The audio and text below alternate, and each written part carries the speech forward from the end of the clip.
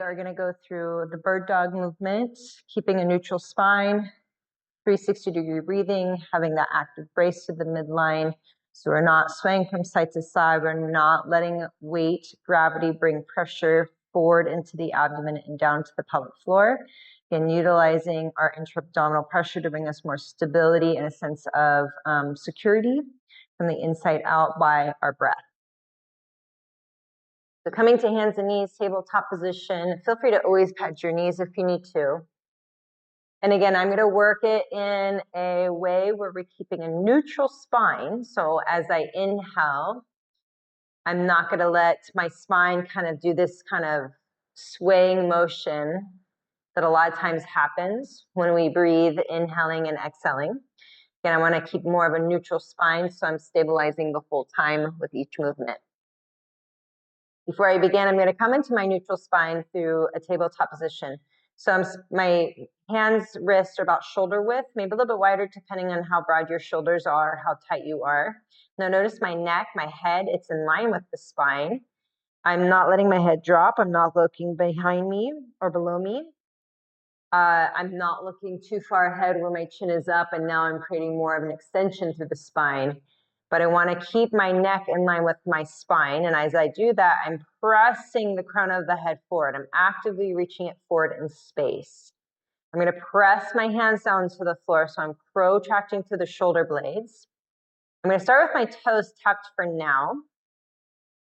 But as I press my hands to the floor, I'm going to drag the heels of my hands isometrically to my knees. And I'm going to act as if I'm trying to bring my upper arms back into my side bodies. And this gets into your serratus muscles.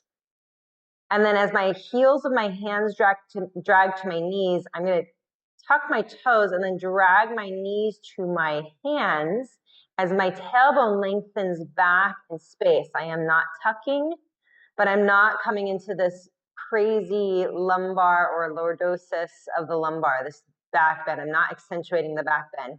And I want a neutral spine.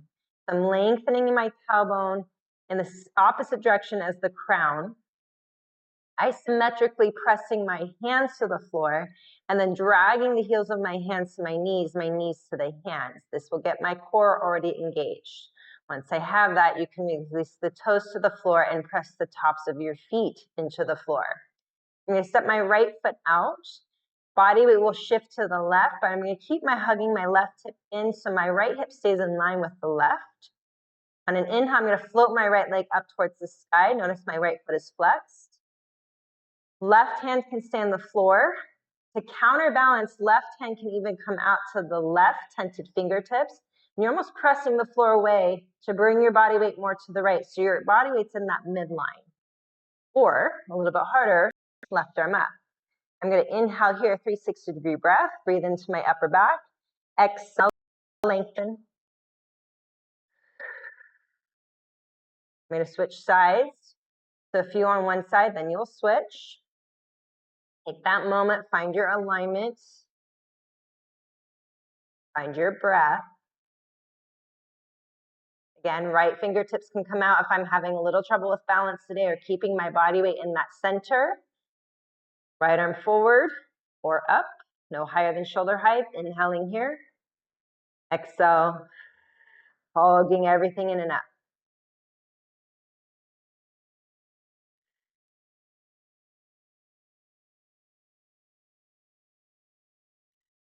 Again, notice as I inhale, I'm breathing into my back body, side bodies, not into my lower belly. Exhale, everything wraps in and up.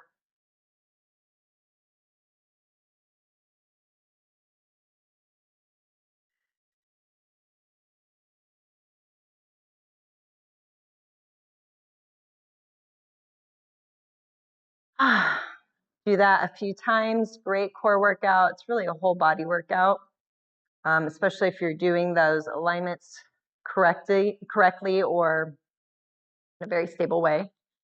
I like to work one side, then move to the opposite sides. Again, you're working unilaterally with opposing arms and legs. 10 on each side, couple sets. Should definitely build fire.